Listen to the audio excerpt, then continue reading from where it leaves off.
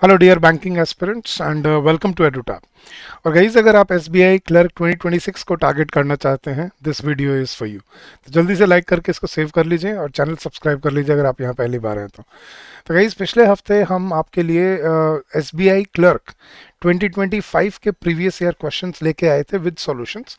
और इस बार हम आपके लिए 2024 जो 2024 में एसबीआई क्लर्क का पेपर हुआ था उसका एक मेमोरी बेस्ड पेपर लेके आए हैं, जिसको हम यहाँ पे आपके साथ सॉल्व भी करेंगे और डिस्कस भी करेंगे कि इसको कैसे हमें एग्जाम में अप्रोच करना होता है। तो जल्दी से गाइज जुड़ जाइए हमारे साथ।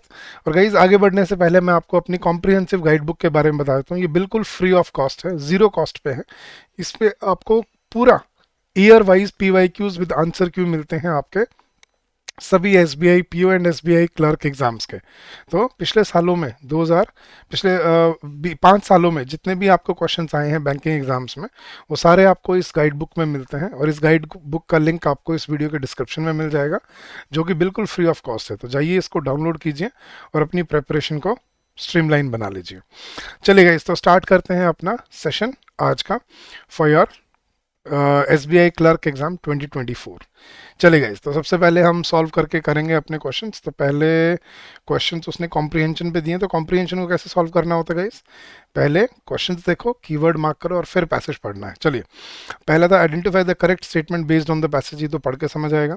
विच of the following statements about doctor Kalam is correct. ये भी पैसेज पढ़ के ही समझ आ सकता है। थर्ड है गाइज, हमें एक सिनोनिम ढूंढना है परसेवरेंस का। सिनोनिम हमें ढूंढना है ह्यूमिलिटी का। और एक हमें सिनोनिम ढूंढना है विजन का।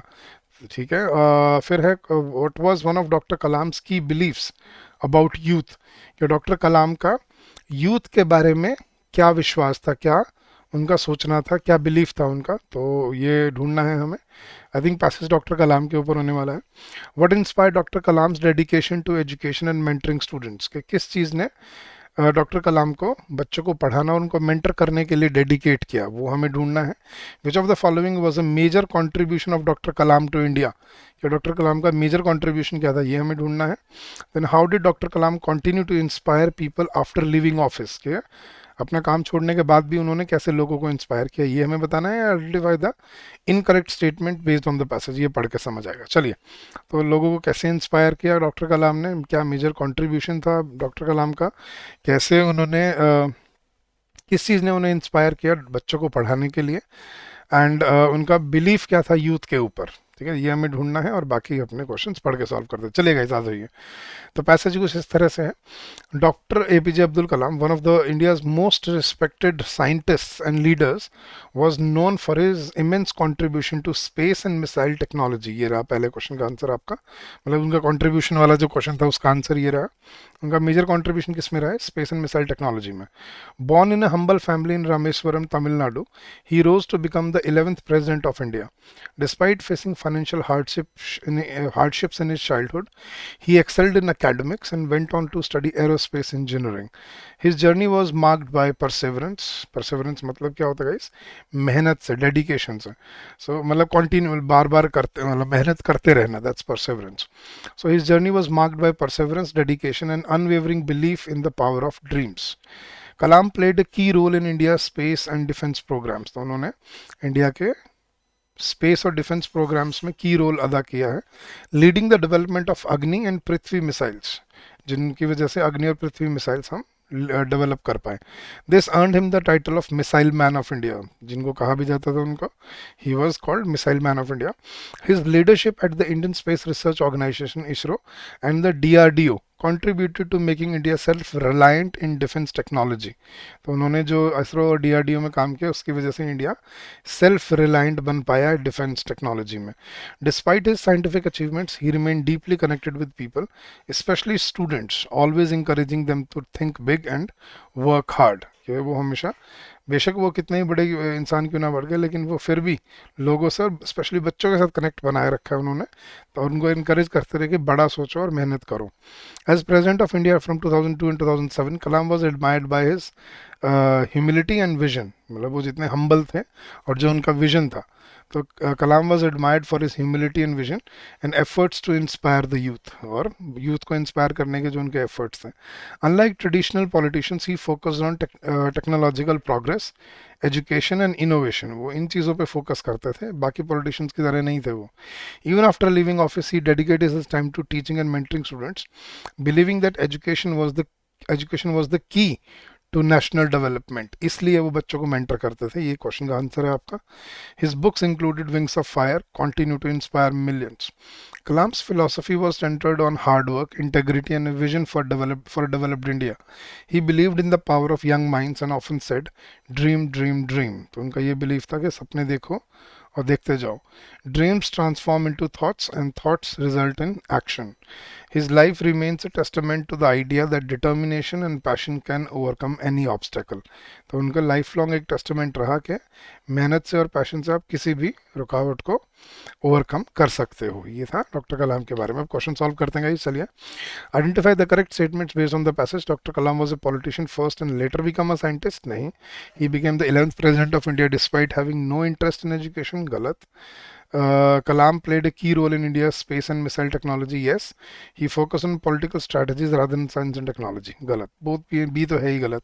तो option C is your correct answer. Kalam played a key role in India space and missile technology. B गलत क्यों? क्योंकि ये कहा था कि उनका इंटरेस्ट नहीं था एजुकेशन में, उनका तो पूरा एजुकेशन में इंटरेस्ट था। Second, which of the following statements about doctor Kalam is correct? Okay, he contributed significantly to India's defense and space programs, correct है। He spent his entire life working only in ISRO, नहीं, उन्होंने DRDO में भी काम किया था। He was uninterested in mentoring youth minds, गलत। None of the above, नहीं गई। So option A is your correct answer. He contributed significantly to India's defense and space programs. Next question, choose the correct synonym for perseverance. Perseverance, laziness, नहीं। Determination, doubt, नहीं। Hesitation, झिझक, नहीं। Failure, हार, नहीं। Determination होता है मतलब दृढ़ता, दृढ़ता को बोलते हैं परसेवरेंस। ह्यूमिलिटी क्या होता है गाइस? हम्बल होना, मतलब बिल्कुल ही विनम्र होना। तो modesty, yes. Arrogance, no. Aggressiveness, नहीं। सुपीरियरिटी, नहीं। वैनिटी, नहीं। Modesty is the right answer. Modest इंसान कौन होता है? जो हम्बल होता है, जो ह्यूमिलिटी को फेस, मतलब ह्यूमिलिटी रखता है अपने अंदर, मतलब simple living and high thinking, उसको ह्यूमिलिटी बोलते हैं। मतलब विनम्र होना, बेसिकली डाउन टू अर्थ होना। एक और सिनोनिम था विजन का। विजन होता है ड्रीम, साइट, कंफ्यूजन, नहीं। हेजिटेशन, नहीं। साइलेंस, नहीं गाइस। विजन होता है आपका ड्रीम क्या है, ठीक है, कि आप क्या सपना देख रहे हो, that's your vision. So option A is your correct answer. Next, what was one of Dr. Kalam's key beliefs about youth? They should avoid dreaming too much. नहीं, only a few young people have the ability to succeed. नहीं, that young minds have the power to shape the future. Yes, that education is unnecessary for national progress. गलत। The success depends on financial background. गलत। That young minds have the power to shape the future. That's the correct answer. चलिए, what inspired Dr. Kalam's dedication to education and mentoring students? किस चीज़ ने inspire किया doctor कलाम की dedication को to education? His believe that only scientist should teach students, नहीं। His time as the president of India, no. His understanding that education was key to national development, yes. His political career in parliament, no. His dream becoming a businessman, no. His understanding that education was key to national development. Next, which of the following was a major contribution of Dr. Kalam to India? The development of nuclear submarines, no. The leadership in India's missile and space programs, yes. Expansion of agriculture and farming, no. The design of India's first electric car, no. His work as software engineer, nahi. The leadership of India's missile and space programs, that's what his contribution was. Next, how did Dr. Kalam continue to inspire people after leaving office? By completely retiring from public life? Nahi. By joining a political party to contest elections? Nahi. By writing books and mentoring young students? Okay. The focusing only on business ventures? Nahi. None of the above. Nahi guys. He wrote books like Wings of Fire and he mentored students regularly. So option C is your correct answer. And last question on passage, guys. Identify the incorrect statement based on the passage. Dr. APJ Abdul Kalam was born in Rameshwar, Tamil Nadu, and later became the 11th president. ये ठीक है. He played a key role in India's defense program, contributing the development of Agni and Prithvi. ये भी ठीक है. After serving as the president of India, Kalam withdrew from public life and stopped interacting with students. Incorrect है guys. He still interacted with students. His books including Wings of Fire continue to inspire millions around the world. Yes, he believed in the power of young minds. Yes. So option C was incorrect guys. So option C was your correct answer. Guys ऐसे passage को पहले questions पढ़कर फिर rationally approach करके एक ही reading में सारे question solve करने होते हैं आपको, ठीक है। चलिए गाइस आगे बढ़ते हैं। अब देखते हैं गाइस इसमें हमारा क्या है, एरर डिटेक्शन के क्वेश्चन दिए हैं उसने। तो एरर डिटेक्शन में उसने पूछा है कि एरर डिटेक्शन के क्वेश्चन, चलिए तो पढ़ते हैं, हमें बताना है कि किस पार्ट में अगर एरर है तो। The new regulations were design to ensure that each employee receives equal benefits irrespective of their seniority. इसमें क्या किया उसने, एक पार्ट को, एक सेंटेंस को 4 पार्ट में डिवाइड किया और बोला है कि बताओ किसी पार्ट में अगर एरर है तो, अगर एरर नहीं है तो option E no error is the answer. तो यहाँ पे पहले क्वेश्चन में गलती क्या दी गई, the new regulations were designed to ensure that each employee receives equal benefits irrespective of their seniority, नहीं irrespective of his or her seniority। ठीक है, क्यों, क्योंकि यहाँ पे सब्जेक्ट कौन आ रहा है सेकंड क्लॉज का, ईच एम्प्लॉई। ईच मतलब क्या होता है, सिंगुलर, प्रत्येक। तो उसके साथ अगर कोई कॉरेस्पॉन्डिंग प्रोनाउन लगता है तो कौन सा लगता है, हमेशा singular. So the new regulations were designed to ensure that each employee receives equal benefits irrespective of his or her seniority. So option D is your correct answer. D में error था यहाँ पर। Next question guys, question number 12. Despite of his continuous efforts, he was unable to meet the deadline due to unforeseen circumstances. अब यहाँ मुझे तो गलती दिख गई है गाइस, पहले पढ़ते। गाइस गलती थी ए पार्ट में, डिस्पाइट के साथ कभी ऑफ यूज नहीं होता, याद रखना, इंस्टेड ऑफ होता है, ठीक है। इंस्टेड के साथ हम ऑफ लगाते हैं, इंस्पाइट के साथ हम ऑफ लगाते हैं, लेकिन याद रखना डिस्पाइट के साथ कभी भी ऑफ यूज नहीं किया जाता। ये हमें बचपन से हमने गलत, हम इसको फॉलो करते आए और ये चीज़ याद रखना, this is incorrect. So despite के साथ ऑफ यूज कभी नहीं होता। सो option A is your correct answer. क्या होगा, डिस्पाइट हिज कॉन्टिन्यूस एफर्ट्स, यहाँ पे कुछ भी नहीं लगेगा, डिस्पाइट सीधा, despite his continuous efforts he was unable to meet the deadline due to unforeseen circumstances. चलिए next question guys, question number 13। The board of directors have decided to implement new policies to improve workplace efficiency. Guys subject कौन है यहाँ पे, board, board is singular. So the board of directors have decided या has decided, guys subject verb agreement का question था, simple सा ही है कि अगर सब्जेक्ट सिंगुलर है तो फॉलोइंग वर्ब भी क्या होनी चाहिए, singular. So the board of directors has decided, not have, तो option B is your correct answer. Then question number 14। Had she known about the consequences she would not accept the offer so hastily. So had she known about the consequences, कि अगर उसको consequences के बारे में पता होता तो, ठीक है। तो क्या कह रहे हैं कि अगर उसको कॉन्सिक्वेंसेज के बारे में पता होता तो वो एक्सेप्ट इतना जल्दी में ऑफर एक्सेप्ट नहीं करती। तो हैड के साथ नोन, ठीक है, had she known about the consequences she would not accept या she would not have accepted. यहाँ पे क्या है guys, she would not have accepted, she would not have accepted the offer so hastily, ठीक है। चलेगा, जस्ट गिव मी 1 सेकेंड, थोड़ा सा आई थिंक पावर आउटेज है, तो let me just figure it out.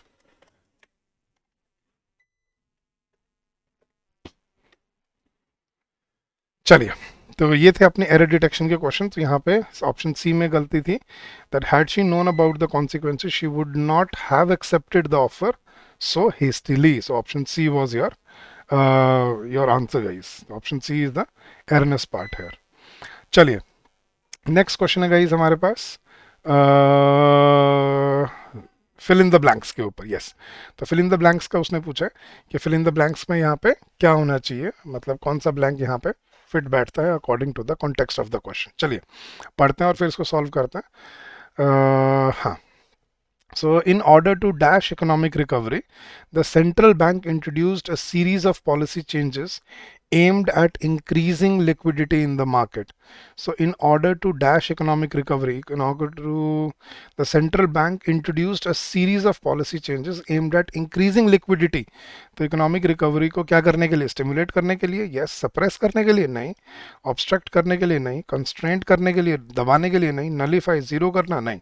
So in order to stimulate economic recovery the central bank introduce a series of policy changes aimed at increasing liquidity in the market. चलिए next question, despite facing initial resistance the new tax policy gradually dash acceptance among the business community due to its long-term benefits. So despite facing initial resistance, the new tax policy gradually forfeited. उसने छोड़ दिया acceptance? नहीं. Refuted? मना कर दिया? नहीं. Garnered acceptance? उसको मिला acceptance? Yes. Relinquished? उसने enjoy किया? नहीं. Repudiated? उसने मना कर दिया? नहीं. Garnered. So despite facing initial resistance, the new tax policy gradually garnered acceptance. ठीक है, उनको मतलब लोगों ने एक्सेप्ट करना शुरू कर दिया, जैसे new tax policy, new GST जो रिफॉर्म्स थे. So despite facing initial resistance, the new tax policy gradually garnered acceptance among the business community due to its long term benefits. Next question, guys. The scientists' groundbreaking discovery was initially met with skepticism, but over time it was dashed by the scientific community as a revolutionary advancement. कि initially उसको बहुत skepticism मतलब criticism face करना पड़ा जो scientist की discovery थी, but लेकिन टाइम के साथ उसको एक्सेप्ट कर लिया गया. It was condemned? नहीं. कंडेम्ड होता रिजेक्ट करना. डिसरिगार्डेड? नो. लॉर्डेड? उसकी तारीफ करना? यस. रिफ्यूटेड? मना करना. कास्टिगेटेड? नहीं, उसको मना नहीं किया, उसकी तारीफ होने लगी. But over time it was lauded. Applaud होता ना गाइस, अपलॉड, लॉर्ड मतलब तारीफ करना. But over time it was lauded by the scientific community as a revolutionary advancement. So option C is your correct answer. Next, the investigation revealed that the accused had dashed the facts in an attempt to mislead the authorities and avoid conviction. The investigation revealed that the accused, मतलब जिस पे इल्जाम लगा था उसने facts को क्या किया था? In attempt to mislead the authorities. The accused had fabricated, मतलब उसने झूठ बोला था. Revealed the facts, उसने सच बताया था? नहीं. Justified the facts? नहीं. Disclosed मतलब सबके सामने रख दी थी कोई अपनी सच्चाई रख के? नहीं. खोल के सच्चाई रख दी थी सबके सामने? नहीं. ऑथेंटिकेटेड? उसने कंफर्म किया? नहीं. उसने झूठ पकाया. फैब्रिकेट करना. So the investigation revealed that the accused had fabricated the facts in an attempt to mislead the authorities and avoid conviction. So option A was your correct answer. चलिए next है guys, हमें एक sentence दिया है जिसमें 4 word को underline किया हुआ है. So each sentence below has 4 underlined words which may or may not be in their correct position. तो वर्ड शफल है.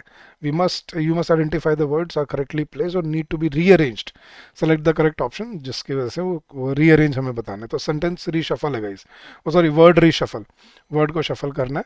So the new economic measures, new economic reforms हो सकता है, मेजर्स हो सकता है, ठीक है, introduced by the government were meant to stabilize the market but instead led to reforms, turmoil, widespread, ये आना चाहिए तो this should be, but led to widespread turmoil and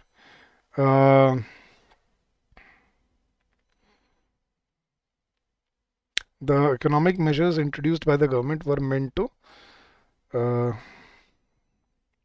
stabilize the market but instead led to widespread, तो C with D होना चाहिए, widespread turmoil and reforms among investors. So C with D is the correct answer, option D. तो ये widespread turmoil होगा ना कि लोगों में मतलब वो हाहाकार मच गई. So option C should be replaced with D. So C पहले आना चाहिए, D बाद में. तो option D is your correct answer. Next, despite his reluctance, he finally agreed to testify in court after the lawyer assured him of protection from any retaliation. Despite his reluctance कि उसका मन नहीं था, लेकिन फिर भी उसको लॉयर ने मना लिया कि अगर तुम कोर्ट में टेस्टिफाई करते हो तो तुम्हें प्रोटेक्शन मिल जाएगी किसी भी तरह के रिटेलिएशन से. तो ये बिल्कुल ठीक है चारों. Despite his reluctance he finally agreed to testify in court after the lawyer assured him of protection from any retaliation. So no rearrangement required. Option E is your correct answer. चलिए next question guys. The scientist methodology in research paper was found to be doubt leading to inaccurate. नहीं, तो ये आना चाहिए was found to be inaccurate, ये होना चाहिए. Leading to doubt results in wide spread flawed about the credibility of his work. So B with C है. The scientist flawed नहीं, मेथोडोलॉजी ठीक है अपनी जगह पे. Was found to be inaccurate leading to doubts flawed results. So B with D होना चाहिए, with flawed results inaccurate. So B and D, C with D, not B with D. C with D is the correct answer. So the scientist methodology in research paper was found to be inaccurate, leading to doubts, results in widespread flawed about the credibility of his work. चलिए, the environmental residence नहीं, the environmental evacuation नहीं, the environmental threat होना चाहिए. To the led to the evacuation of several villages as authorities faced a Public catastrophe, feared a threat. हाँ, so the environmental threat led to evacuation of several villages. So A should be replaced with C. So option D is your correct answer, guys. चलिए next question पे चलते हैं. Each sentence below contains an underlined phrase which may or may not be correctly used in the given context. You must identify whether the phrase needs to be replaced and select the most appropriate option from the given choices. If no replacement is needed, choose no replacement required. So the company's expansion strategy was considered risky at first, but it eventually bore fruit in the long haul as profit surged. तो हमें underline part का sentence improvement बताना है यहाँ पे, इसकी जगह पे क्या बेटर ऑप्शन होना चाहिए. तो guys you bear fruit in the long haul नहीं, लॉन्ग रन होता है. So but it eventually bore fruit in the long run. Yes. Bore fruit in the lasting impact नहीं. Bore fruit in later stage नहीं. Bore fruit in lengthy course नहीं. But it bore fruit in the long run. कि लंबे समय से, जब हमने लंबे समय तक तभी चलता रहा तब फायदे दिखने लगे. So the company's expansion strategy was considered risky at first but it eventually bore fruit in the long run as profit surge. So option A is your correct answer. Next question, guys. The minister took the bull by the teeth. You don't take bull by the teeth, you take the bull by the horn. ये phrase होता है. So the minister took the bull by the teeth and addressed the economic crisis head on with bold decision. So the took the bull by the horns. Yes. Took the bull with the courage. नहीं. With by its strength. नहीं. By its tail. नहीं. So मतलब मुसीबत का सामना करना. So the minister took the bull by the horns and addressed the economic crisis head on with bold decision. So again, option A is your correct answer. Next question, guys. The CEO's resignation threw the company into hot tea. Hot tea नहीं, hot soup होता है guys, या hot water होता है. So causing uncertainty among investors. So the CEO's resignation threw the company into turmoil. नहीं. Threw company into deep waters. नहीं. Threw company into a crisis. नहीं. Threw the company into hot water, कि मुश्किल में डाल देना. So the CEO's resignation threw the company into hot water, causing uncertainty among investors. So that's your correct answer, option number D. चले guys next. अच्छा, next 5 questions में हमें क्या करना है. वी हैव टू, अच्छा पैराजम्बल्स हैं गाइस. आपको 5 सेंटेंसेस दिए हैं और आपको बताना है कि कौन सा सही कॉम्बिनेशन है इसमें. चलिए पढ़ते हैं और फिर सॉल्व करते हैं. The following 5 sentences are given in a jumbled order. Rearrange them logically to form a meaningful paragraph and answer the question based on that. तो 5 क्वेश्चन इसी पे ही हैं, तो ये तो पूरा सॉल्व करेंगे हम. ठीक है, चलिए. Many organizations have started implementing remote work policies to provide flexibility to employees. Okay, the COVID-19 pandemic drastically changed the way businesses operate, pushing companies to adapt work from home models. However से नहीं हो सकता. Despite these drawbacks ये नहीं हो सकता. As technology continues to advance ये नहीं हो सकता. A और B में से हो सकता है. Many organizations have started implementing remote work policies. The COVID-19 pandemic, ये होना चाहिए first sentence. The first statement should be, the COVID-19 pandemic drastically changed the way businesses operate, pushing companies to adopt work from home models. However, remote work also presents challenges such कम नहीं. Despite these drawbacks, अभी तो drawbacks आए ही नहीं. As technology continues to advance, remote work is expected to become a permanent fixture in many industries. नहीं, I think फिर आना चाहिए second, option number A. The COVID-19 pandemic drastically changed the way businesses operate, pushing companies to adopt work from home models. Many organizations have started implementing remote work policies to provide flexibility to employees. वो उसकी continuity में है. फिर आना चाहिए इसकी contradiction third. However, remote work also presents challenges such as communication barrier, distractions at home, and difficulties in collaboration. फिर उसकी continuity होनी चाहिए. Despite these drawbacks, ठीक है, इन drawbacks के बावजूद भी remote work has led to increased productivity for many companies and has helped employees maintain a better work-life balance. और फिर last होना चाहिए, as technology continues to advance, remote work is expected to become a permanent fixture in many industries. So yes. So the correct sequence should be, first should be B, second is A, third is C, fourth is D, and fifth is E. B, A, C, D, E. That's your solution, guys. B, A, C, D, E. Now, which of the following statement should be third statement? Third is C. So, C is your correct answer. B, A, C, D, E. Yes, guys. Which should be the fifth statement, last statement? B, A, C, D, E. E should be the last statement. So, option E is your correct answer. Next question, first statement. First statement is B. So, option B is your correct answer. ये होता है guys, आप एक बार इसको अच्छे से solve कर लो, फिर आपको खटाक से 5 मार्क्स मिल जाते हैं इसमें। ठीक है, fourth statement BACD, D is the fourth statement, so option D is your correct answer. And second statement BA, A is your second statement, so option A is your correct answer. तो guys ये थे आपके questions SBI clerk exam जो 2024 में आपको exam में मिले, मतलब स्टूडेंट्स को मिले। और ये पर्पस क्या है इस लेक्चर का, आपको ये बताना कि किस लेवल के क्वेश्चंस मिलते हैं, क्या डिफ़िकल्टी लेवल होता है एग्ज़ाम में, और आपको कैसे अप्रोच करना होता है इन क्वेश्चंस को ड्यूरिंग द एग्ज़ाम। तो आपने स्पीड देखी, आपने एक्सप्लेनेशन सुनी, तो आप इसी तरह से, इसी कन्विक्शन, इसी कमिटमेंट से अगर आप भी सॉल्व करते हो अपने क्वेश्चंस को, तो you will be able to score really high in this exam. और यही पर्पस भी था इस सेशन का। बट जाने से पहले गाइज, अगर आप अपने SBI या बैंकिंग एग्जाम्स की तैयारी करना चाहते हैं, हमारे पास स्पेशल कोर्सेज हैं आपके लिए।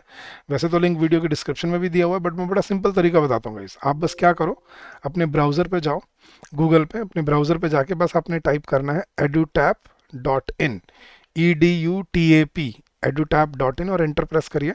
आप सीधा हमारे होम पेज पे आ जाएंगे। यहाँ पे आपको सारे कोर्सेज दिखेंगे। यहाँ पे बैंकिंग क्लिक कीजिए और ये रहे आपके सारे के सारे बैंकिंग कोर्सेज। इसमें आपको दो कोर्सेज मिलेंगे इस, एक RBI मतलब regulatory body plus banking exam. बहुत बच्चे होते हैं ना जो रेगुलेटरी बॉडीज एग्जाम को भी, जैसे RBI, SEBI, IFSC, PFRDA, इनको भी टारगेट करना चाहते हैं, और बैंक को भी।